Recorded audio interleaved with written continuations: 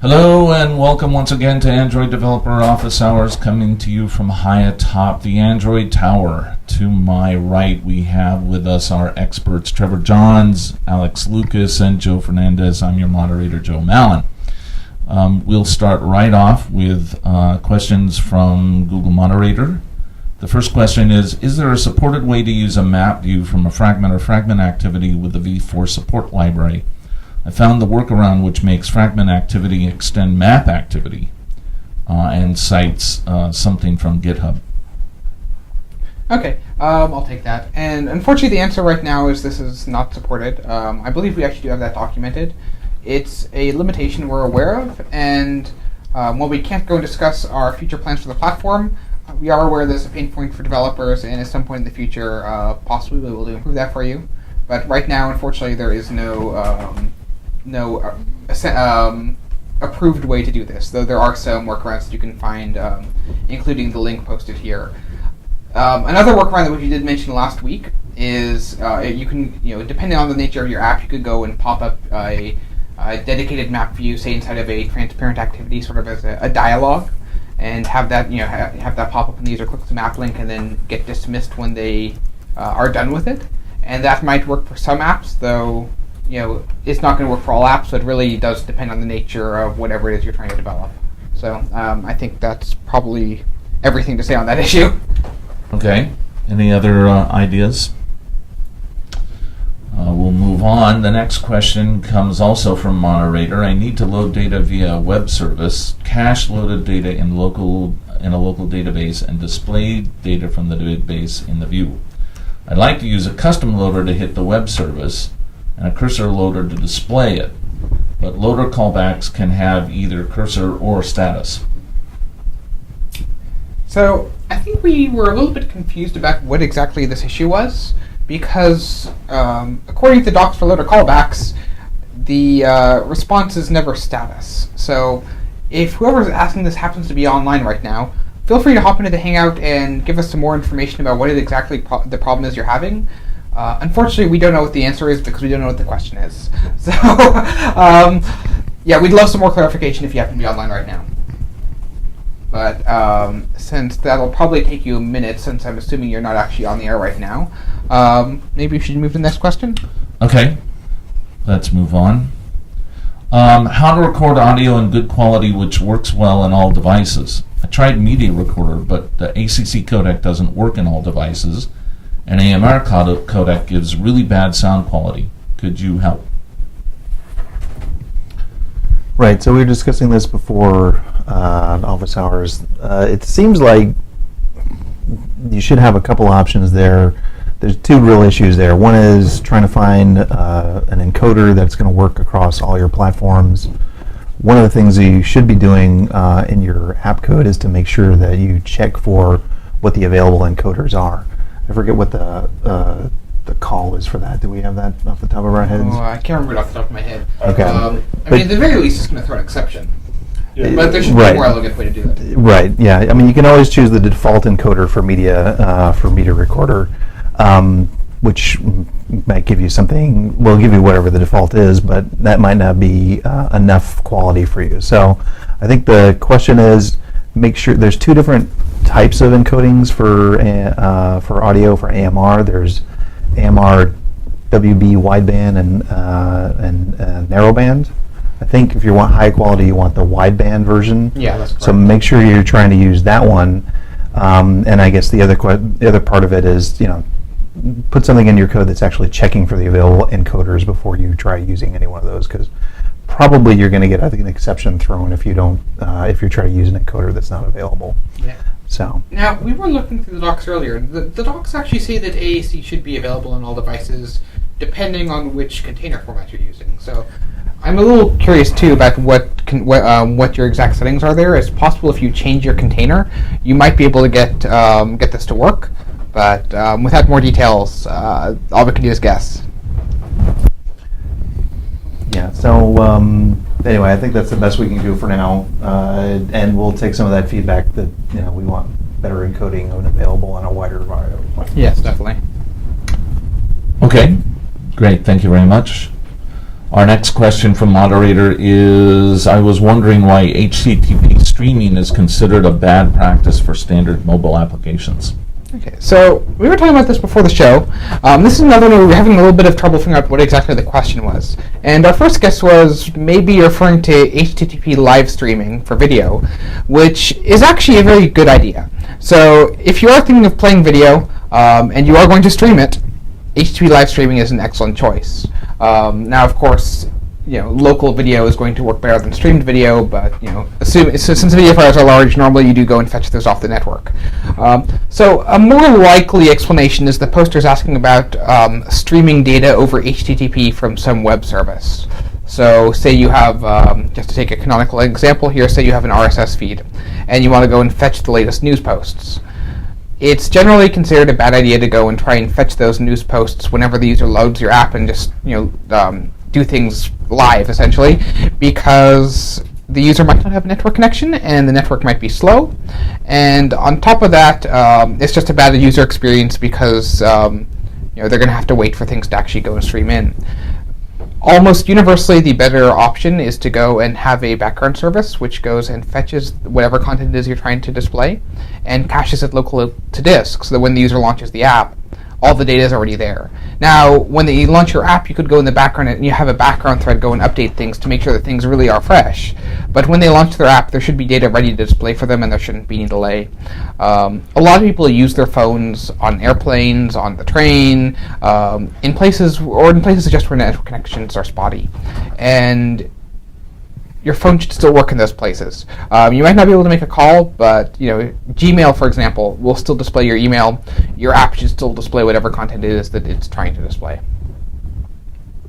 Great, thank you, Trevor. Any other any other responses? Okay. The next question from moderator is how to connect an Android app to Google App Engine or Python using SyncAdapter. Need a simple tutorial or a small example? So this one's sort of it's a case-by-case basis how you're going to do this. That being said, I think having even a simple example out there on how to do it is probably an excellent idea. Unfortunately, we don't have any samples available right now, but I'll take that as a feature request, and at some point we'll try and get something published for you. I think that'd probably be a great thing to have. That being said, I think everybody on the team is going to be busy for the next couple of weeks preparing for Google I/O, so we probably won't be able to get you anything until after that, but I think it's a great thing to have. So, feature request noted, and I definitely think it's a great idea. Well, we actually have a sample app for SyncAdapter. We do, but it doesn't work with App Engine. It's a... right. Yeah. So there is a sample for SyncAdapter. If you want to see how that works, right. Definitely take a look at that. Yeah. The key thing for SyncAdapter is not necessarily connecting to your web service, whatever it is, but then understanding how to transfer data from it and then synchronize that data with data that you already have on your device. Yep. So SyncAdapter will demonstrate that, and it also demonstrates how to do authentication using Google authentication, but you can replace that with your own. And this comes back to some of the other questions that we had earlier about what was the question? That whether loading data via web service, caching it in a DB, and displaying it in a view, and there too you can use SyncAdapter or a variation on it. The valuable thing about SyncAdapter is that if you use that paradigm, you get a lot of things for free, which is the system will check to see if you have a network available on the device, and it won't do a synchronization. It won't launch your SyncAdapter unless this network is available, which means that you don't have to go check to see if the network is available on your own. The synchronization will happen. You can set it up to happen at an interval that you choose, and then you can rely on it to do all of the automatic work of it sort of runs, and then you use it to download information from the web and store it in a database. That's what the sample app shows you how to do. Yeah. Now, actually, Roman just pinged me on IM and told me that there actually is an example. It's not a Python example, unfortunately, but there is an example of using SyncAdapter with App Engine. So if you want to take a look at JumpNote, it's code.google.com/p/JumpNote. That's a Notepad example that synchronizes to a Java backend running on App Engine. So it's not Python code, but as Joe said, most of these concepts are portable between whatever environment you're working in. So that should get you 95% of the way to wherever it is you want to be. So definitely take a look at that, and that's some pretty good code. But I should also we should also mention that the sync adapter is pretty agnostic to what language the server side stuff is written in. That's what I was saying. But yeah. Sync adapter itself is just a framework for going and handling some sort of synchronization task. It doesn't have to be running on App Engine. It doesn't care what language is on the other end. All that matters is there's some data source somewhere in the world that your application wants to sync, and then it's up to you to write the code that will actually go and fetch that. Right. That being said, having a full stack example showing you the code on both the phone and on the server is useful for learning purposes. So, Right. Mhm. yeah, Right. jump note. And also, Great. I'll put in a plug for cloud-to-device messaging, C2DM.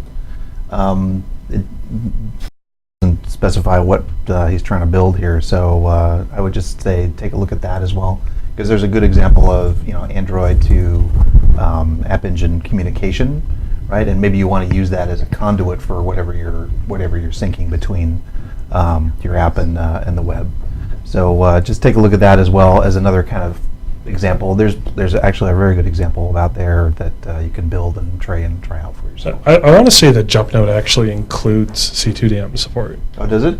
I've seen links good. to it from the Okay. C2DM page. So it looks like a one-stop shop for what you should be looking at. Excellent. Good. I'm glad that we've had a chance to talk some about Sync Adapter. I don't think people understand enough about how useful it is. So I don't even understand how right. useful it is. It's There's fantastic, though. some It's very additional good. documentation about it in the new contacts provider topic, which is now available online in developer.android.com. It will explain a little bit more about how it works and also how you would use it in a variety of situations. And since we have some people online, I'd like to switch over to them and get their question. Please go ahead. We're working on an app that has multiple pages, and we were looking at using the view pager, and what we're trying to accomplish is the same effect that you see in Google Play, and we're a little unclear as to how to get the tabs to animate like that. Is that just tab animation on top of the view pager, or is that something else? So specifically, the animation you're looking for is like when you swipe left and right to how the give me a bit more detail, because the tabs are used in a couple different places in the UI. So which animation? Like when you go to the Play Store and there's the tabs for like feature, top selling, your top grossing, and you swipe between those grid view pages, the tabs animate as well. Oh yes, that is a feature of ViewPager. Yes. Okay, so that's some setting in ViewPager that we need to set. I believe so. That's at least my understanding. At least it does something. Actually, no, I take it back. ViewPager, I think, actually normally uses the normal tab view, right? We have a custom. We should probably Right. re-answer this last question. Yeah. Okay, so I'm waiting for our producer to give me Cool. a thumbs up, which he just did, and so we lost some of our communications, and we seem to be back. I can't see you, but you probably can see me. So while we get that fixed, should we proceed? Should we speculate on the nature of the failure? Perhaps it was Squirrels. squirrels nibbling on the power lines again? Yes, squirrels on the wires. Squirrels on the wires. All Probably squirrels, probably. Our Yeah. fault for getting acorn flavored. Yeah. So let's go back to the question we were answering right before our stream went down. Which Not was that one. So That the was bad question was purchase. how to go and implement tabs the way that's done in Google Play. And so the answer that was provided once again by Roman Nurk, who's ever helpful whenever it comes to UI issues, is to take a look at Pager title strip, and that's what's responsible for going and displaying the current, next, previous indicators. Google Play does use a custom view for that gives it the Google Play look and feel. So you're not going to get something that looks exactly the way Google Play does just by using that, but it does give you the behavior you need to go and define that. And so that's just it's a part of the compatibility library is a view group, and there's methods in there that you can go ahead and override and get the behavior you want for ViewPager. Okay. Yep, Can I ask an addendum to that really quick? absolutely. Is that only the version 4, or should we use version 13? We're only looking at supporting API 14 and above. This is part of the version 4 one, correct? Okay. And it's not included in the version 13, or? I believe so. Yeah, everything in version 4 should be included in version 13, I thought. Yeah, I think that's Should be the a case, superset. but yeah, just make sure you just check it just in case. But I believe that's Yeah, the because I case. think most of the ViewPager, or I think all of ViewPager actually, for that matter, is part of the version 4 library. And if you write a version 13 app, I think you still want that. So I think it is I believe it's either a. Actually, I've never tried to use both. I don't know if it's a It's superset probably or a if you use subset of the both at version the same 4. time. I definitely need some more experience with the compatibility library myself, but. Yeah, either way, it should be possible. If you're targeting 13, you can definitely pull in the stuff through version 4 one way or another. Okay. Thank you. Great. Sure. I'm going to move to the next one that we had in order here, which is it possible to invoke or show an activity from an installed app from the JavaScript method of a page displayed in the browser? Yes, sort of. There's 2 ways you can go about doing this. But first, the caveat. If you're just a standard web page and you want to go and display an activity and that activity is not cooperative, meaning it hasn't been designed to allow you to do this, it's going to be very, very hard, as in impossible to do this. But if you are the app developer, you have a couple options. The first one, so let's assume that you're coming in through just a regular web page in the browser, and you want to go and launch an activity that you control. You can go and register an intent filter that monitors for certain URLs. So whenever that URL gets loaded, the user will have a chance to bring up your application. So that will make it work in the browser. Fairly easy to do. It's just a couple lines in your manifest. It's not foolproof. The user does get a choice as to which application will handle it, and they could choose to go and launch the browser rather than your app, but it doesn't give them the choice to jump into your app. Now, if you have a little bit more control over the user's browser experience, meaning they're inside of a web view within your app, you can go and register custom JavaScript functions, which will then invoke Java code. So whenever the user makes that call into JavaScript, your Java code will be executed, and your Java code has the permissions required to go and fire off custom intents. And so from there, you can do anything that you can do with a normal intent. Launch your own your activity, launch somebody else's activity, including making sure the user doesn't get the activity chooser dialog. So that's going to give the best user experience, but the catch there is you do need to control the browser the user is using, and you have to go and explicitly define these JavaScript methods. Now, I'm trying to remember the name of the call to go and do this. It is part of WebView, though. Let's see if I can actually look it up for you, because I know it's actually right here at the top. Let's see. Add JavaScript interface. Okay. And that'll let you, so yeah, from the docs here, this lets you bind Java objects to the web view so they can be controlled from the web page's JavaScript, which it sounds like exactly what you're trying to do. Okay. Any other comments? Nope. Oh, great. Thank you very much, Trevor. The next question I have in the list here is, hello, I was wondering if we could use the methods content resolver insert, update, or delete on the UI thread. Someone else want to take this one? Sure, I'll take it. We technically do allow bad ideas, but it's still a bad idea. What you want to do is kick up an async task to do that stuff for you. Generally, it's just a bad idea to do data intensive stuff on a UI thread. Yeah. It causes a lot of jank. It'll cause the UI to freeze a little bit. Yeah. Put more bluntly, never do blocking I/O on your UI thread. Right. It's a horrible, horrible idea. We'll let you do it, but it's akin to shooting yourself in the foot. Right. Right. We have a developer tool called Strict Mode that will actually throw exceptions when you do stuff like that, and it's a really good thing to turn on during development. Because as soon as you can get through your application without it crashing and throwing strict mode violations, you've taken like a great step forward in user experience. Right. Right. There's some simple ways that you could do this depending on how much data you're trying to do. If you've got a large number of method calls to make, you might want to consider doing apply batch, which has some additional features in it that make it really good for doing large data manipulation. It strikes me that you could also use an intent service to handle this for you in the background off the UI thread. Just send the information that you want to have done through an intent, and when it is finished, it can send you back a responding intent, and you call this with you would start the intent service with start service and then send an intent back to the activity that could then tell when the work had been done. Yeah. Any other ideas? I think that's most of it. Okay. I'll just finish off with one thing, just to tell you how bad an idea it is to do blocking I/O on your UI thread. On newer devices, if you try and make any network requests on the UI thread, it will cause your app to crash. So in that case, there's actually no way to disable it.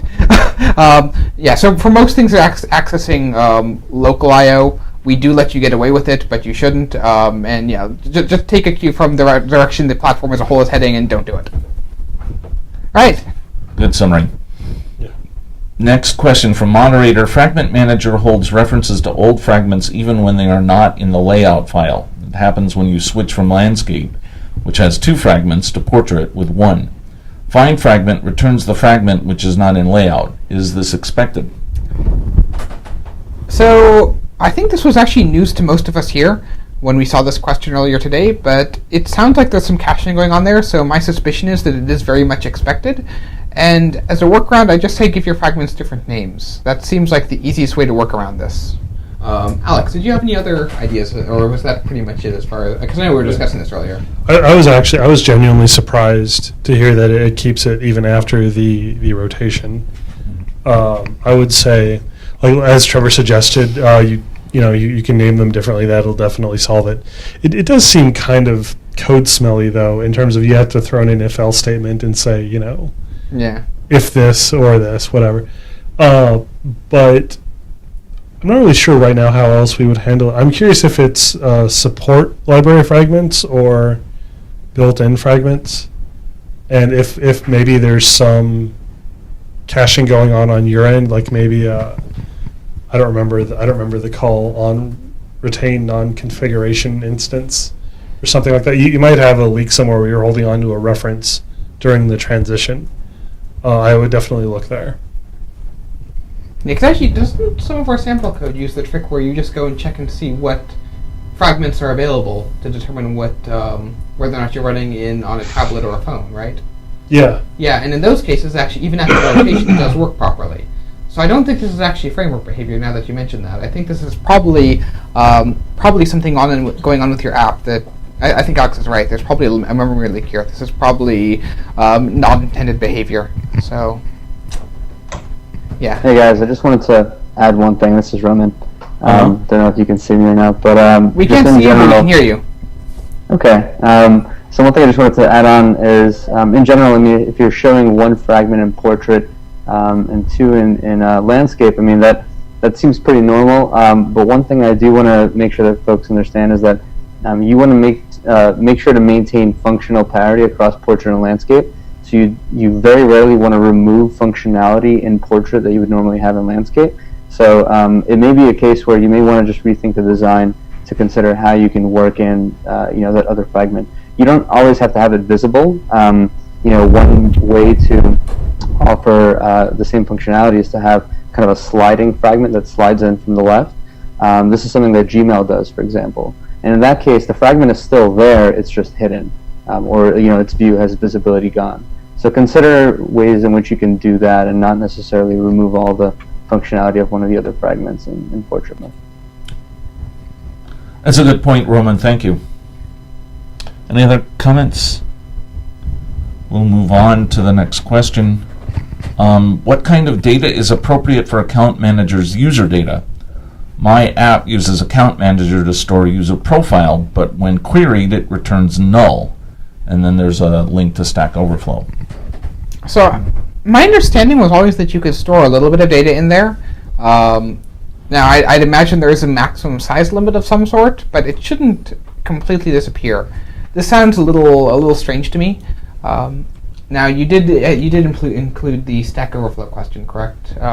Yes. Yeah, there's one. Yeah. So we're going to go ahead and follow up after the show and try and get you some more information from someone on the Frameworks team who actually knows what might be happening here.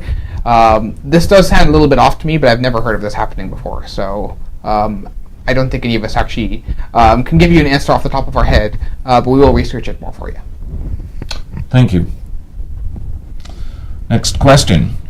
The documentation for it's actually a note, but we will take it to heart. The documentation for contextual action mode should include a hint that implementation of the checkable interface is necessary for the actual highlighting. This was a bit hard for me to find. All right, Fair enough. Okay, thank noted. I will make sure that our documentation team knows about that as soon as the show ends, and we'll get that fixed for you. 2 members are on the screen right now, so. It's true. Yeah, so I think true. actually Joe, fix! Yes. Yes, we'll actually open a bug Put it on so my don't do forget. list. We'll just Right. have Joe do it. That covers it pretty That's nicely. right. Well, which Joe? Oh, never mind. We will have Joe A Joe to do be it. disambiguated at Yeah. a future date. It did. Next question. Showing a marker at a geo URL in Android Maps. Is it possible to have Google Maps on Android show a marker or pin at a specific location? Yes, it is. You can go ahead and just use essentially the same URL format used for Google Maps in the web UI. So maps.google.com/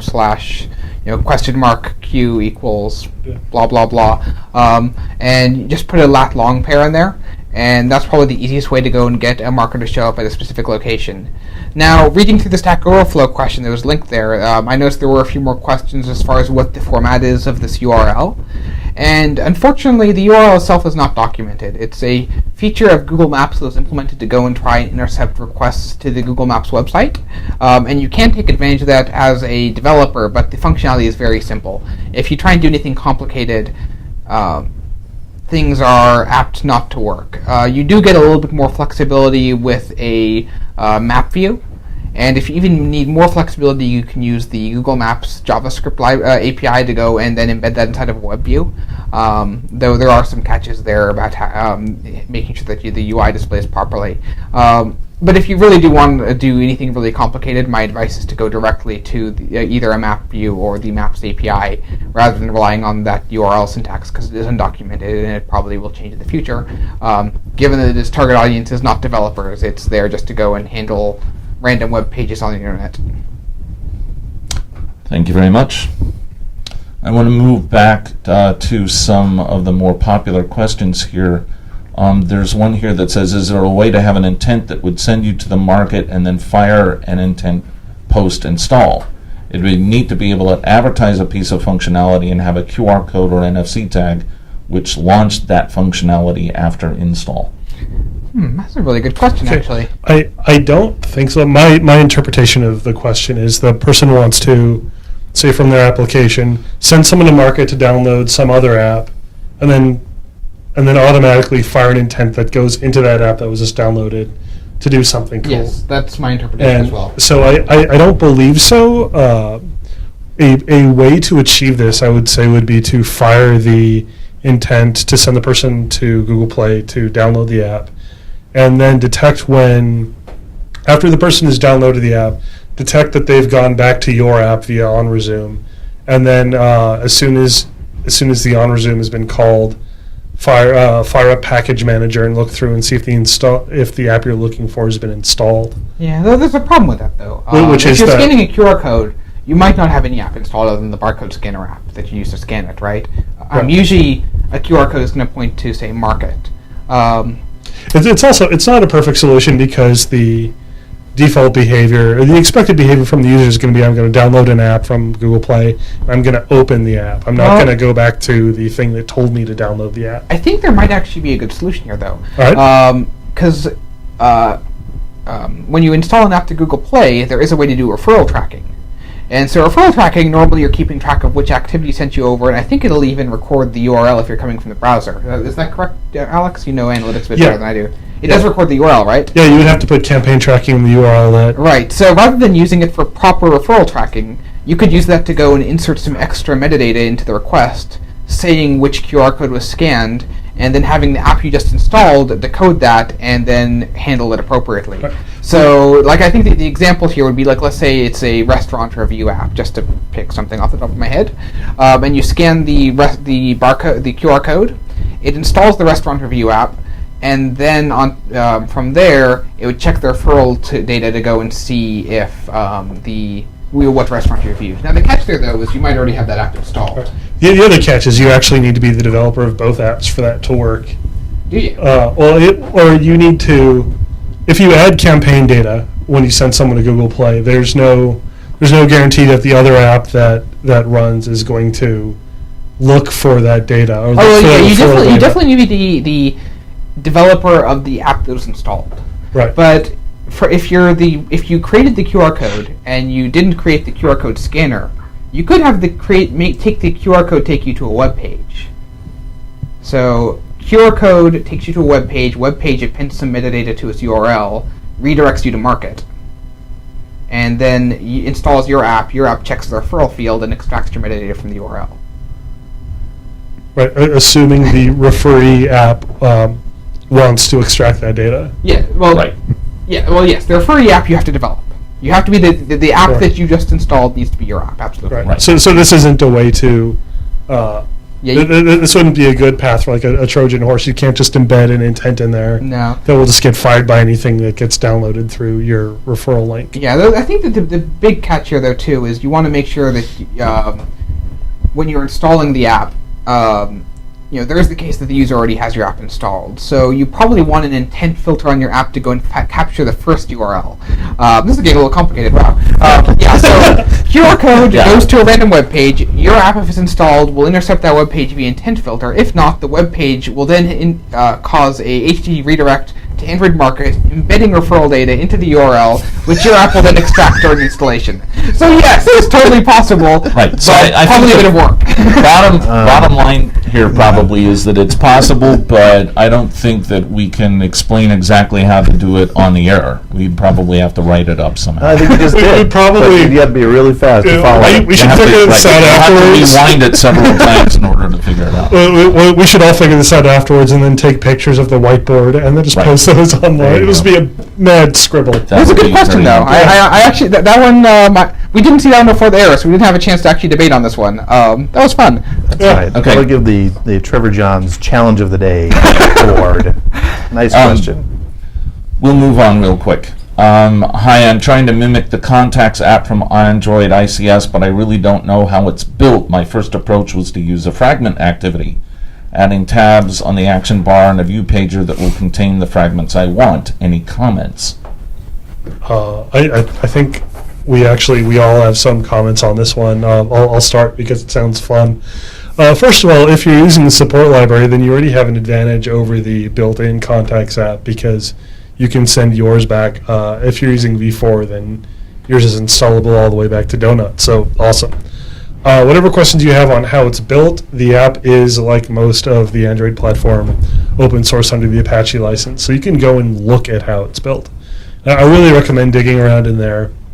My first application for Android was actually a Contacts app, and this is how I learned how to access the Contacts API and how to do a lot of That's the my stuff. first app, too. Awesome. Yeah. Yeah, I just my initial the thing that initially drew me to Android was actually I want to be able to make a phone a better phone and not just put apps in a little sandboxed environment that have nothing to do with the fact that it's a phone, the way that I used to have to on J2ME. So I'm all for building awesome Contacts apps. As Joe mentioned earlier, one of the things that you should keep in mind is that just because you're building a Contacts app doesn't mean you have to build every piece yourself. Things like editing and adding contacts, you can just intent out to the normal Contacts app and skip building these monstrous forms yourself. I really recommend that as a time saver. Yeah, the Contacts app is actually, the Contacts database is quite complicated. If you look through the docs, it does a great job of explaining it. But it's still there's still several levels of indirection there that go. You have individual contact pieces to contact data, which coalesce into contact entries. But you can have multiple contact entries across different accounts, and it's all explained very clearly. But it's a lot to take in. So for that reason, every now and then I actually do see developers get this wrong. If you use the built-in Contacts app, you're guaranteed to get it right. Yeah. So, Right. for example, it's really easy if you do the wrong thing to go and display the same contact multiple times, or to accidentally display contact groups, or to display contacts that should actually be hidden from the user. They're in the database, but not something that's set to visible. Right. There's a lot of gotchas there. So, I would. We just published documentation for the Contacts provider, which is the provider which backs up the Contacts app. That also has a lot of information about the Contacts app. I would say that if the primary purpose of your application is not to be replacement for the Contacts app, then you should look at using the Contacts app itself to do your work for you, because you can activate it using intents, and that is documented in the new guide. If, on the other hand, you really do want to implement your own Contacts app and you've got some great ideas, I encourage you to do it. As we've said, it's part of the Android open source project, so that you can look at the source for it and go from there. But keep in mind, as we've also said, that the Contacts provider is very, very flexible, and therefore it's complex. It's worth reading the guide and getting an idea of how it's all set up before you rush off to do your application, so that you get a better idea of really what you want to do. and if you do development or do write any of this, make sure you're using it on a device with real-world data, because there's a couple use cases that if you're just using an emulator or a development phone, you might not catch. The biggest one being that other applications can go and insert data into the contacts database that the user would never normally see. Right. Hey guys, this is Roman. Yep. I just wanted to add one thing. I think the question was partly around UI, and that's obviously what I specialize in. But if the question was specifically around like how to integrate tabs in a view pager, like I think the question was asking like how do you get tabs hooked up to a view pager. There's actually a new article, or a relatively new article on Android training, developer.android.com/training, called Implementing Effective Navigation. And under there, if you look at lateral navigation, which basically is navigating horizontally across screens, there's a section on swiping between tabs that will show you how to do this. It won't show you how to do everything like have a grid of photos and things like that, but it'll show you how to basically hook up a view pager and tabs. Thank I'm you. actually going to read that later. Good. Next question, we'll move on because we've got a lot of questions today. Hi, I'm developing on the NDK. I'm using OpenCV and I need a few XML for this. For each XML, I need to find out its path. The problem is I don't know how to add the XMLs to the APK. If I would added it as a Java resource, I wouldn't know the path. Okay, so the answer there is it actually doesn't have one. When you insert things into an APK, when you're using Java at least, you'll notice that it creates an r.java file, which has a identifier for each resource you add. That's essentially an offset inside of your APK explaining where everything is stored, with the caveat that your APK is actually compressed, so things are going to move around. But in the uncompressed APK, it explains the offset where everything is stored. Now, the problem with that is you don't really have easy access to that from within third-party libraries that aren't aware of Android. If you are using Android APIs, we'll usually have a way for you to go and specify that resource ID and extract things directly. So, given that, my recommendation is actually to go and use Package Manager to go and extract these resources, write them somewhere that's actually on a normal, POSIX file system. So, write it to internal storage or shared storage, and then pass that file descriptor back into your application. And that's probably going to give you the best way to go and handle this. I wonder if I've never heard of maybe actually going and writing a library that lets you go and generate a fake file descriptor. That'd be hard in C++. Actually, I don't think you could do that. Honestly, don't know. Yeah, in Java you could probably get away with something, but in C++ you're probably limited to going and writing it out to the file system. Yeah, I see a comment in the questions here that basically says what you're suggesting.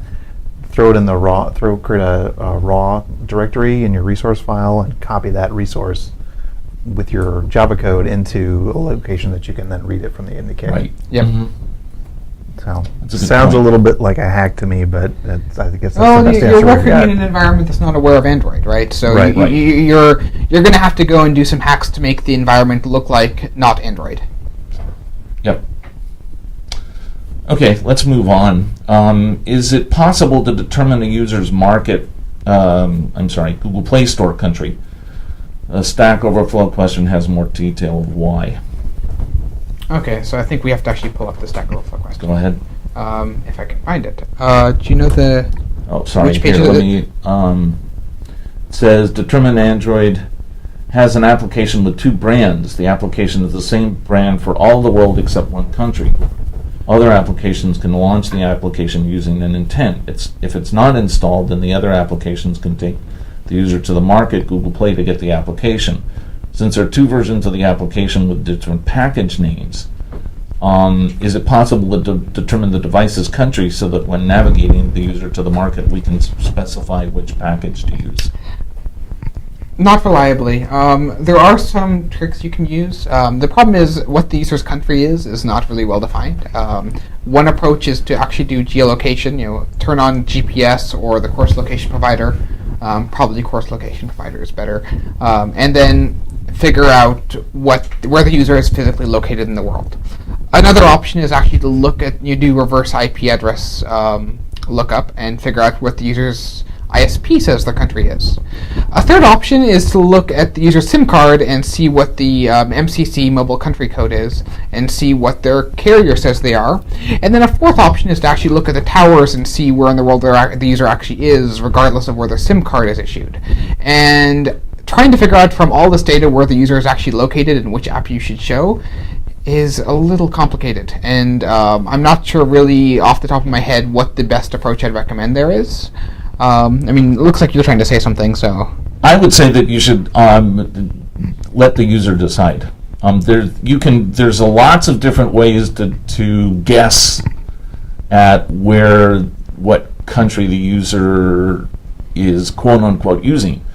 But you can take a phone, look at the user's locale on the phone or any other sorts of things that only tells you where the device is currently located and what the user currently has their locale set to. It does not tell you what their country is, and depending on what you mean by is will depend on what you want to do with the user. So you should explain the choices, I think, and let the user make the choice of which application they want to get. Now, if you want to limit people, then you might want them to enter their home address or something like that, or use something like that in order to determine what you want to offer to them.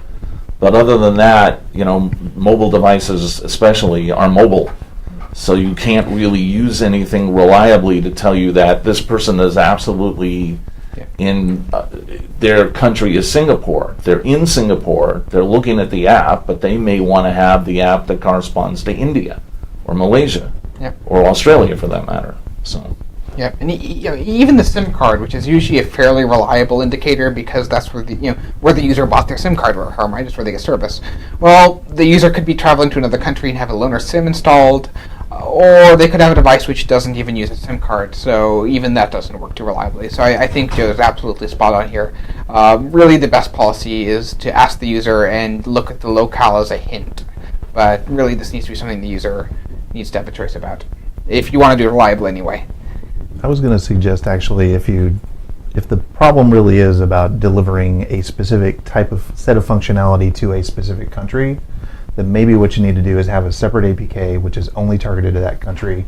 So when you're doing your distribution and publishing, you put it on Play and you say, this APK goes to this country and this other APK goes to everywhere else. Do we allow doing multiple APK targeting by country? I can't remember. I think you can at least target it by language. I'm pretty sure you can do that bit.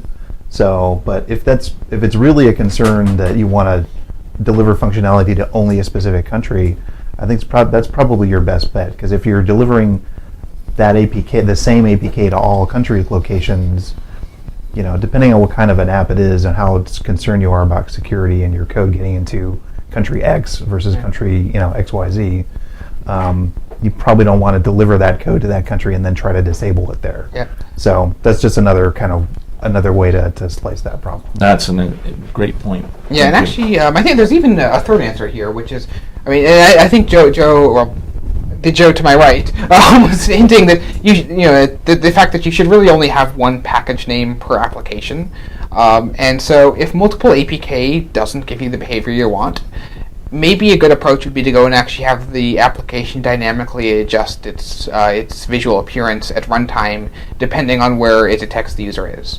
So if I'm in the US, display the US branding. If I'm in the UK, display a variant that's UK branding.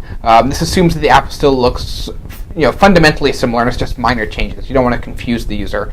But this way, it's still just one package name for everything, which makes life a whole lot easier. Right. Yes, it could be something that the thing that you're talking about could be something as simple as a different name for an application depending on what country it's in, just because of trademark issues. And if that's the case, then you probably want to go by locale or something else and do with it the best you can. I mean, you can't prevent something from accidentally showing up, but you can make your best effort. We're running out of time, so I think we should move forward here. Andrew on the Hangout has a question. Go ahead, Andrew. Hi, I have a question about can you hear me okay? Absolutely. Yeah. Yep. The pop-up window. So I'm trying to create a pop-up in my application. Well, I created a pop-up in my application by taking the pop-up window source code and making a sort of a custom version. And the problem I'm faced with is inflating a view from XML. I'm having trouble setting the size of the parent view in the XML and it being that size. So I always get it to be essentially wrapped to the size of the children, and I can't figure out the correct way to, if I know I want a pop-up to be a certain DP width or height, when I set that in the XML and then I inflate it and call measure with unspecified as the measure spec, it seems to just ignore what I have set in the parent version, and I'm sure there's something I don't understand there, but does that make sense?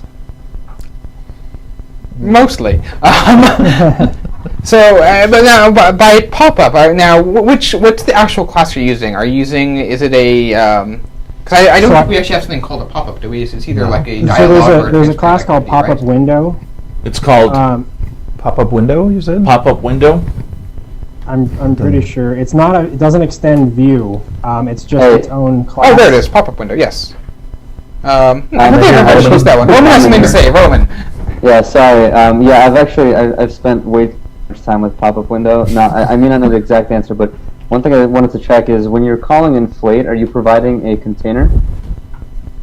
So I'm using the container that's inside the pop-up window class, the frame layout, and I'm setting a background resource, a 9 patch, to be that background.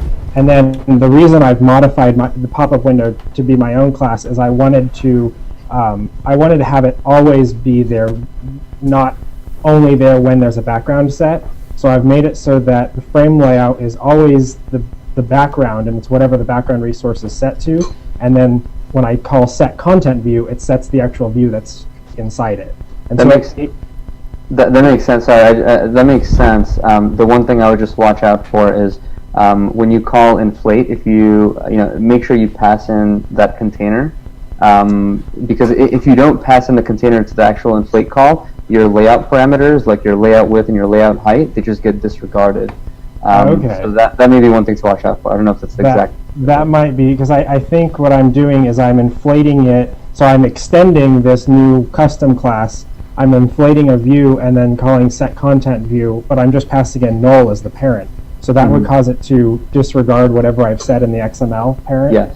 Yeah, so when you call inflate with no parent, it can't create a layout params object for that, for the root level view. So it basically just creates a null, well, not a null, but like a very a trivial layout Just a params with wrap wrap content or content. something? Yes. Okay. Good answer, Roman. Thank you. Thank you. I think we've got time maybe for one last question. There's a question here that says, do self-compiled builds of Android and the Android kernel, that is Goldfish, need to be configured in a certain way so they can take advantage of GPU emulation -GPU on and CPU Hyper-V support? That's a very good question. Yes, they do. So having worked with the guys who built some of that stuff, they had to create special system images to make that work. So I'm not sure if that's actually available in the open source stuff yet. Given your experience, I'm guessing that it's not. So I think you're going to be kind of out of luck for the time being until we get that into the open source stuff. But yeah, there is some specialness that you have to do in order to make that system image be able to do the GPU emulation and the Hyper-V emulation. So yes. Good. Great. I'm glad we had someone that could answer that. All right. I think that does it for today. I want to thank everybody for showing up and our panel of experts for trying to answer all of the questions. We had some excellent questions today, and I encourage you to come in next week and join us again. Thank you all.